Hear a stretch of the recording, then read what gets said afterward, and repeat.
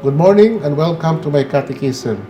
I am your talk show host, Father Lucas Inoc, the spiritual director of the Divine Mercy in the Archdiocese of Cebu. And still, together with me is my co-host, Brad Adam Anpir, the president of the Catholic Faith Defenders of the Archdiocese of Cebu. And today is the sixth Sunday of Easter, and our gospel reading is taken from the Gospel of John, chapter 14, verses 23 to 29. And this is something that Brad Adam and I will be discussing today's episode, and we hope that everybody would follow up this event or this program that we always do every week. And we also encourage our televiewers to please find time to pray for peace in the whole world. Pray the Holy Rosary every day. Also, together with the Holy Rosary, I encourage them to pray the chaplet of the Divine Mercy. No? So please stay with us. We'll be back after this short break.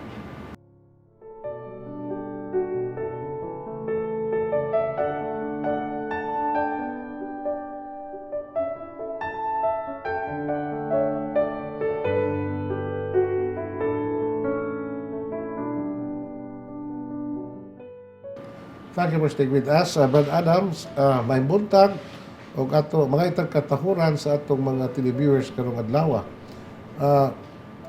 Brad, human naman mga duha na ka semana, human na milabay ang atong eleksyon. I hope that our country would move on to the next phase of our history as a nation. And we also pray and we hope that our people would reconcile, no? Yeah. Human ni ato maong dakong hitabo sa atong nasod, kasi sa atong nasod na nagpili ta og mga leader ikan sa taas nga posisyon sa atong katilingban down to the lowest position in the local, position, the local units sa atong gobyerno, no? So, kalimtan na itong tanan, Brad, atong encourage ang atong mga televiewers, atong mga kaigsunan, nga itong kalimtan, ang maong politikanhon kakalihukan, maghiusa na ta para sa kayuhan o kalambuan sa atong nasod. Ato pong encourage Padre ang atong mga kaigsunan nga pagid ka move on katong mga pildi Padre nga lang open na lang no, accept na lang sa kay na mga Padre na kadaogan apoy kapildihan. So at least naran tayo pag move on sa to ang kagalingon pagdawat unsay kinsay ni daog aron adunay kalinaw Padre. Well, akong giingon kanunay sa akong mga parishioners, Brad, no? Nga let us give chance for this newly elected officials sa atong nasod, no? Perhaps managlahi ang atong political baruganan, lahi-lahi atong mga pananaw, may tungod sa atong nasod, pero let us give them a chance, no? Amen. To prove themselves that they are worthy of the position na ilang nadawat as a result of that election last 2 weeks ago. Yeah. So, karon Brad, ang atong ebanghelyo, kinutlo sa ebanghelyo ni San Juan, kapitulo 14, versikulo 23 ngadto sa 29. Ug ato kini basahon aron nga sugdan nato pagpumalandong ug pagtuki for the benefit sa atong mga kaigsuonan. A reading from the Holy Gospel according to John. Glory to you, your name, Jesus said to his disciples, "Whoever loves me will keep my word, and my Father will love him, and will come to him and make our dwelling with him. Whoever does not love me does not keep my words. Yet the word you hear is not mine, but that of the Father who sent me. I have told you this while I am with you. The Advocate, the Holy Spirit, the Father will send in my name. He will teach you everything and remind you of all that I told you. Peace I leave with you, my peace I give to you. Not as the world gives, do I give it to you. Do not let your hearts be troubled or afraid. You heard me tell you, I am going away, and I will come back to you. If you love me, you will rejoice that I am going to the Father, for the Father is greater than I. And now I have told you this before it happens, so that when it happens, you may believe. The Gospel of the Lord. Praise to you, Lord Jesus Christ. Okay, Brad. So, mao ni atong Ebanghelyo karong adlaw. O sa di pa nato sugdan pagtuki ang kinatibuk-an nga mensahe sa Ebanghelyo, we will begin by saying that this gospel narrative karon nga atong gibasa is part of what we call the farewell narrative or the farewell address of our Lord to His disciples on that evening when He had supper, the Last Supper with His disciples.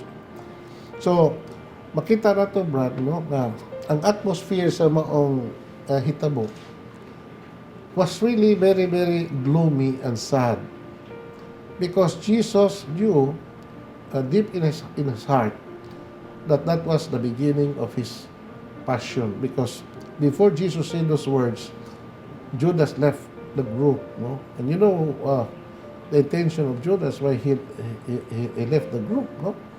He went to the Jewish authorities, to the high priests, and demanded, no, pila yung ihatag nako kung akong itugyan kaninyo si Jesus. So gihatagan siya, pila to? 30. 30 ka Plat. Salapi. salapi nga silver pieces, no? Yeah. In Cebuano, pilak, no? Pilak. Pilak ba na ang silver, no? No? So 30 silver pieces of money that the high priests give to Judas in exchange sa iyang pag turn over sa itong Ginoo ngadto kanila. So imagine, Brad, no? Itong Ginoo 30 rin taon. Ha? Kaya sinsilyo nga pilak ang iyang kantidad. No? The price of his betrayal. That is something very, very sad, no? Nga naman, Brad, usa sa mga krimen, the worst crimen in our history, Brad, is man betrayed his God with just a small amount of money. So pagka-cheap na gina sa itong Ginoo. Nga naman, tungkol lagi, yan nag-ingon sa kasulatan, the love of money is the root of all evil. Yeah. And that what exactly happened with Judas Iscariot, no? Betrayed our Lord in consideration with the 30 silver pieces na gihatag kaniya sa magkadagkuan sa mga Hudiyo. So, that was exactly what happened that night. Yeah. Karon, samtang nilakaw si Judas, and in fact, in the Gospel of John, no? It says that when Judas left, it was dark. Anong ingon ba tiyan, the description sa Ebanghelyo ni San Juan that it was dark. It only shows, no, that the act of a one man of betraying his Lord and Master is a very dark side of our human history. It was not just the real darkness because it was on the night that it happened, in the evening of the Last Supper that it happened. But it was a description, Brad, of what happened when a man betrays his God. Yeah. Okay.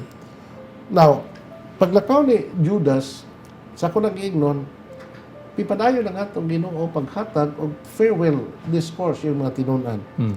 And this is what we are discussing today in our episode. He said,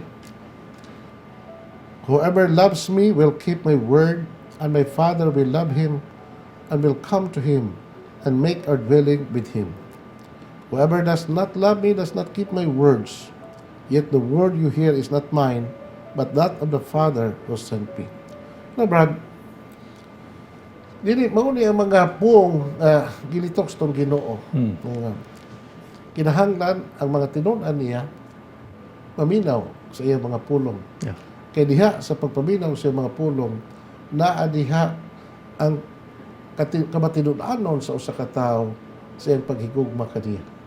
Kaya naman, mingon man, there is a saying in the biblical language of the New Testament na nag-ingon, which is also taken from the words of our Lord from the Gospel of John when He said, "If you love me, keep my commandments." Yeah. That means, obedience is the proof of love. Yeah. So you cannot say, I love you, God, and yet you don't hear Him, you don't listen to His word. Yeah. You cannot say, I love you, Jesus, I love you, Father, I love you, Holy Spirit, which so many people would always confess in their lips, but their actions are contrary to their words. Yeah. So, mao na nga, ningon tong Ginoo clearly in our gospel reading, if you love me, keep my words. Mo ganito mailan padre sa nahigugma tinuod sa Ginoo, those who are those who obey the teachings, those who obey the commandment of the Lord. Otherwise, kutob ra gid sa lips ang pag-ingon nga nahigugma, pero sa kamatuoran padre, wala gyud. So mana nga kita mga Christians, kita mga Catholic, we are supposedly to obey, no, the teachings, or to obey what the church had commanded to us. Mao ni Brad nga karon, mao ni ang mensahe sa Ebanghelyo, no? It is very easy to say, I love you, Lord, but, you know, to give proof sa imong gugmas Ginoo, mao kinay dako nga buluhaton sa usa ka tawo. Now, what would happen, Brad, no? Yeah. Kung ang usa ka tawo paminaw sa pulo Ginoo o mahigugma kaniya. Yeah. Mutuman sa mga pagtunos Ginoo. The promise of our Lord says, whoever loves me does not keep my words. Yet the word you hear is not mine, but that of the Father who sent me. In other words, Brad, no? If we listen to the words of our Lord Jesus Christ, it's not just Jesus Himself nga atong gipaminaw, kundi the voice of the Father speaking through Jesus Christ. O na nga, minguitas tong Ginoo, He who hears me, hears not me, also the one who sent me. Yeah. So, klaro kay na, Brad, no? Nga, kung kita maminaw kaniya, mutuman sa imang kasuguan, so ultimately, it is the Father that we obeyed. Yeah. So, this is something that we have to continue in our discussion. We'll be back after this short break. Please stay with us.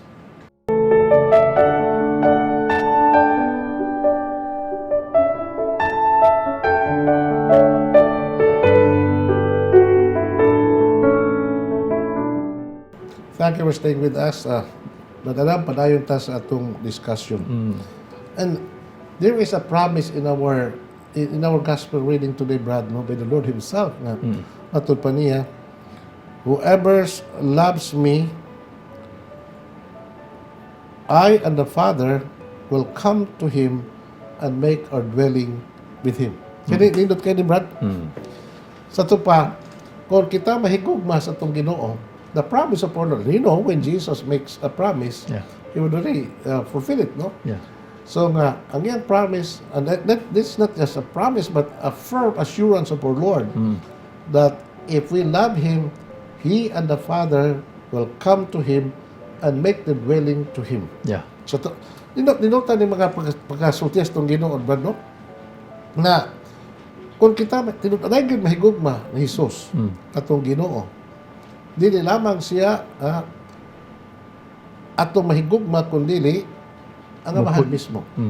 Both He and the Father, according to His promise, magpuyo dili kanato. Yeah. No? O kita diha kanila. Now, unsay punto ni Brad, no? So, unsa di ay kadako nga mahimo sa atong gugma ni Kristo in a relationship with the life of the Trinity. You know, Brad, no, when we define about Trinity, it says it is a communion of the love between the Father, the Son, and the Holy Spirit. And this intimate communion between the three persons of the Blessed Trinity is characterized by the deepest communion of love and life. Yeah. So, that we have heard saying, no, but the Father loves the Son loves the Father, and the Father and the Son loves the Holy Spirit. No? No, Brad. So there is a dynamic of interaction between the life of the Trinity. So, and this is a constant communication of being between the three persons of the Trinity, Brad. Nga, the perfect love that exists between the three persons, the love of the Father and the Son and the Holy Spirit, is such a wonderful communion that exists within the life of the Trinity. Yeah. Now, kung kita mahigugma ni Jesucristo, Brad, we become part of the dynamic of love that exists in the Blessed Trinity. Yeah. So, I don't know if ang atong katawhan are aware of this reality, Brad. Na unsa di ay kadako sa grasya nga atong madawat kung kita tinunay mahigugmas tong Ginoo. We become part of the life of the Trinity itself. Yeah. So mo na Brad na sus pagkadako mo nang ingon sa San Pablo, pagkadako gyud sa gugma sa Dios nga rika nato, no? Nga unta makarealize ta inang kataas, kalawom, kalapad sa gugma sa Dios nga naangkon nato pinaagi kay Jesucristo Jesus nga iyang anak. Yeah. So mo na nga Brad, sa atong kinabuhi isip mga Kristiyanos o mga sumusunod ni Kristo, we have to cultivate as much as possible that love between the Trinity, but it starts with our love sa atong Ginoong Jesucristo. Ano man, Brad, the reason why Jesus came into the world is to reveal the love between He and the Father and the Holy Spirit. And not only that, no, the reason why He also came into the world is to teach us about what and who God is, no, and to tell us what to pray. I no longer call you servant, instead I call you first, because I reveal to you everything I heard, I know from my Father. Yeah. So, meaning to say that Jesus is coming into the world is that of giving us, no, the perfect knowledge and revelation of who God is, so that we may come into a deeper communion between that God that exists between the Father, the Son, and the Holy Spirit. And it all begins with love. Amen. No? And that love should be manifested by our obedience to the Word. Otherwise, if you're not going to obey, So, kana Brad, kana bitong pumunta nga gugmang niya, why obedience? obedience na. Without Obedience. tinatay gugma. Yeah. Pamitan itong Inoc, if you love me, keep my commandments. Yeah. Pamitan na Brad, no, speaking about keeping the commandments, kita ba, sa atong tawhanon nga relasyon, especially between husband and wives, no? Or between parents and children and parents, no? It is demanded that both should love each other. Yeah. Okay, the family, Brad, no? Yeah. Is a communion of love. Yeah. It's a life, no? Na the relationship between the father and the son together with the children is so intimate. Yeah. Mo na nga, listen kayo, Brad, kung as pamilya, there is what we call absence of love. Ang mga magtiayon mga, di na ko nimo, ako love nimo. So wala kay lami. Nga mga anak mo, no, nga pagtaos ginikanan. So, Mabot mo gani? Mabot yun ang between the parents and the children. So, kanang maong pamilya, Brad, so, hilabihan yun ka miserably. Yeah. Kung maunay mahitabo, nga naman, absence of love in the family would result to desert. That family is like a desert. There is no life. And it also results to misery and discontentment sa tanang sakos pamilya. O na nga, kanikabutan kita sa mga magtiayon, kuman sila mga anak, to cultivate that love. Yeah. Kaya nga naman, how can we say that we love God if we don't experience that love within the very circles of our family? Yeah. So, na siya. talking about family, Father ba? Ang reality You know, Brad, the life of the Trinity is like, the love between the Trinity correct. is like a family. Yeah. Holy Trinity. Okay, yes. So, in reality, Father, klaro mo yun na nga, na yung mga pamilya nga, wala yun, taas nung pirmi ang adlaw sa ilang kinabuhi, Padre. Pero why is it that the church did not shall we say, kanang gikuan sa simbahan dididan sa simbahan, di ba? Kanang kining kuan kini ang unsa ni divorce nga gusto gyud magdi-divorce kay wa na gyud lami ang kinabuhi sa pamilya di. Kaya Brad, that is another issue that we have to tackle, no? Yeah. So that's a very difficult and delicate topic that needs another program or episode that kinahanglan natin tukion. Pero ang ako din himaw ni nga mo kanang gugma sa magtiayon, Brad, no, ma-recover man na if they have the desire to reconcile. Yeah, tingali, we blame the church of the failures of so many families. No? But the church is trying its best, no, to help families. In fact, no, we have a commission in the church, the family and life apostolate within the church, no. So, mao na, ang simbahan is not indifferent no, with the plight of the families today. So, the church is very much concerned of the well-being of our family. The only thing is that the church is, I mean, the community nga, timan sa simbahan is so big na ang duty na kaayo ang manpower sa itong simbahan na nag-involve nini maong apostolate of the family. But certainly, kanang mga issue, Brad, nga kinahanglan na lang yun, i-divorce, no? The divorce should be legalized in this country because there are a lot of families nga there is no more hope, no, that their family, their union, their relationship will be repaired, no. So that's another issue nga tuktukion. Yeah. So we will discuss that in another episode. Yeah. But back to the gospel ng Tabrado, na speaking about love lagi, mao na nga kinahanglan nga dili lang ta mahigugma during the springtime of our life. We also have to love even in the most difficult moments kinabuhi, in the winter time of the life of the family. Amen. So, well, mamo gina tinuod nga mahigugma, Brad, is not to love during the happiest moments ilang kinabuhi. Ang tinuod nga mahigugma is to persevere that love even in the most difficult situation sa ilang kinabuhi. Amen. That is the because speaking about love, Brad, di man ko na ingon emotion lang. Diba ka ba, you're a lay, you was a married man, no? Yeah. Love is not just a feeling because of love, it feeling lang, Brad, no? So, naghanap kayo mga pamilya din na mag-relationship nga mo class, but we know that love is a decision. Yeah. Love is a commitment. So, even if there is no more feeling, but if you have the decision, the desire to move on and to care for that relationship, kada, Brad, mao nang grasya sa gugma nga mo persevere till the end. And this is something that we have to continue discussing after this short break. Please stay with us.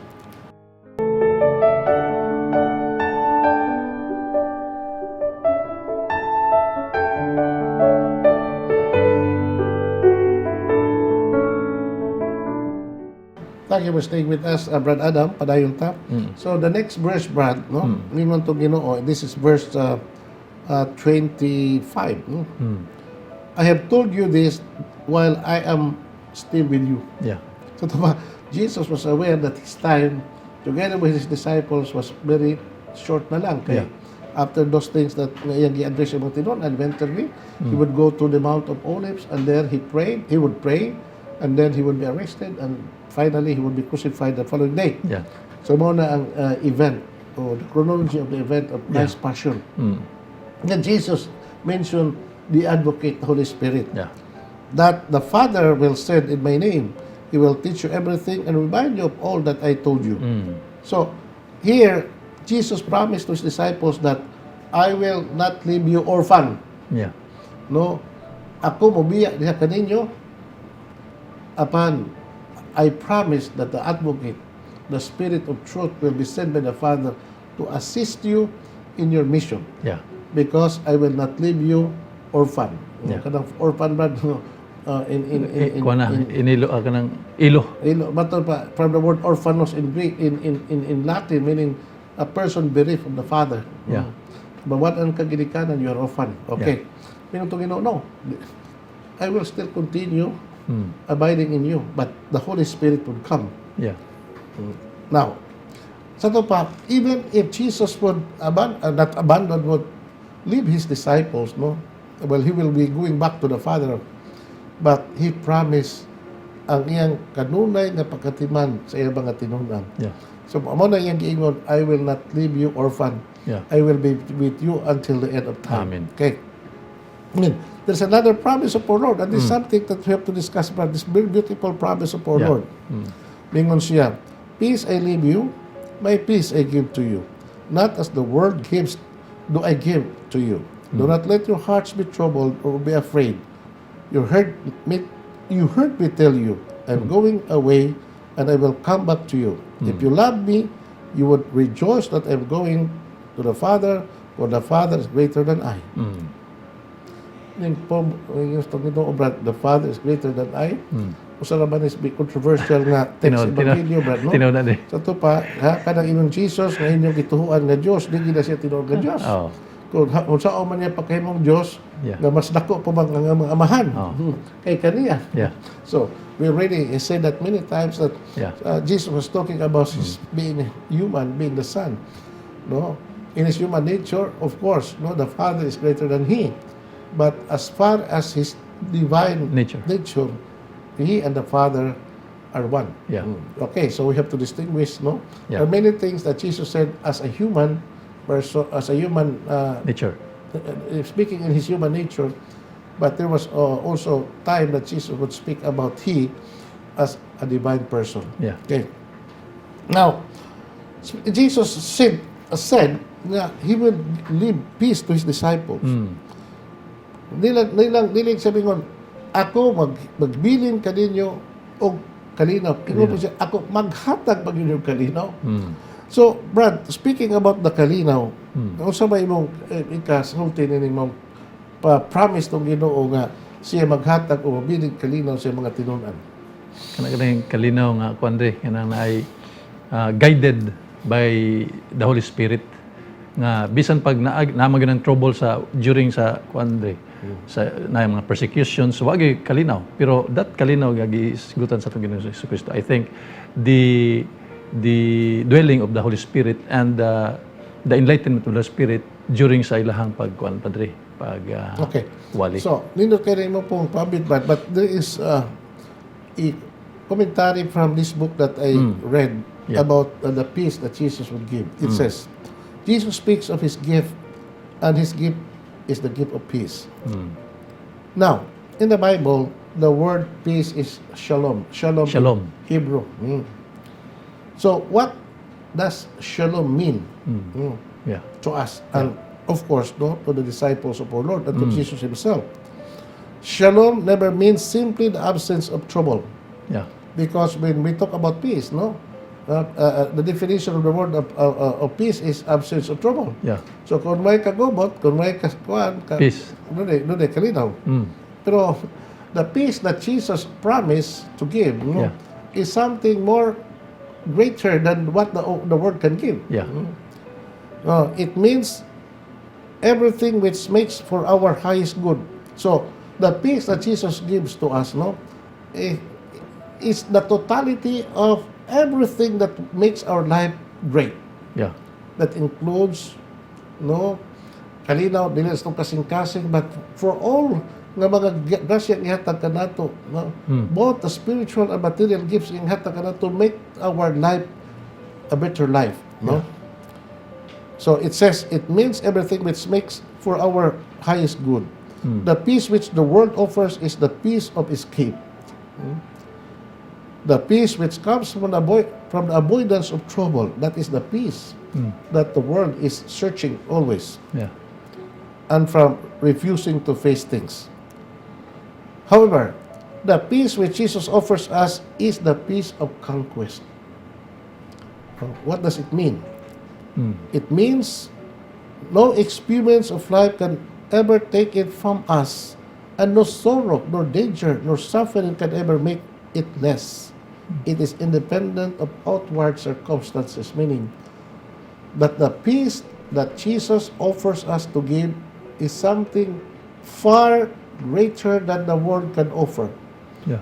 As I mentioned, as according to this commentary saying, it is a peace of conquest, meaning nga bisag unsay mahita mo sa kalibutan, Brad, magpabilin ang usa ka tawo nga ligon sa iyang pagtuo, ligon sa iyang kinabuhi, and he always maintains his serenity of life and the heart. Unya magbaton siya og positive attitude sa iyang kinabuhi, and di siya mahadlok whatever happens to him, because he has confidence Yeah. that God is in him. So bisan nagkagubot ang kalibutan dre. Isa magguma ng kalibutan, Oh. but he remains peaceful. Oh, yeah. He remains, kuan ba, kanang in control siyang kinabuhi. Amen. No, this is what we call the peace of the saints, brad. You know, the saints, during their lifetime, Yeah. experience so much troubles, Yeah. so much Yeah. persecution, Persecutions. Yeah. so much difficulties. Yeah. No, they really suffer. Trials and sufferings. Daghan. But they're the most peaceful people. Yeah. They are the happiest people on earth. Yeah. No, Brad, if you have the kind of peace that Jesus offers, not only that you are at peace and magaling, you are very happy with yourself, Yeah. with the rest of the world. No, mao na ang kalipay nga matagamtam so sa katao taliwa sa iyang mga kasakit o pag-adto sa iyang kalibutan. Mao na gyud Ginoo nga kalinaw nga dili mawagtang na dili ikahatag sa kalibutan. Okay.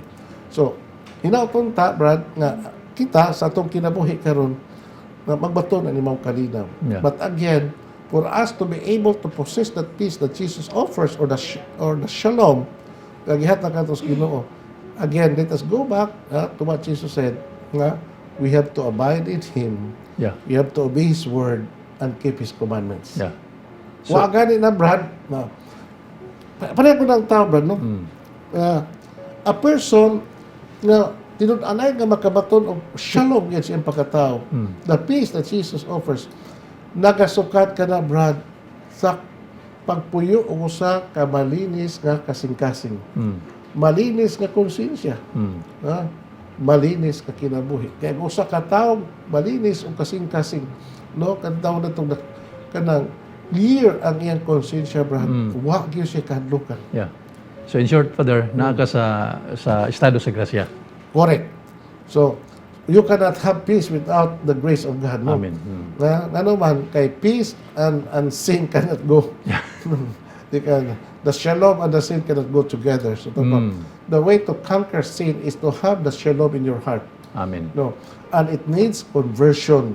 Yeah. It needs avoidance of sin. It needs following the word of our Lord, following His commandments, and abiding in Him.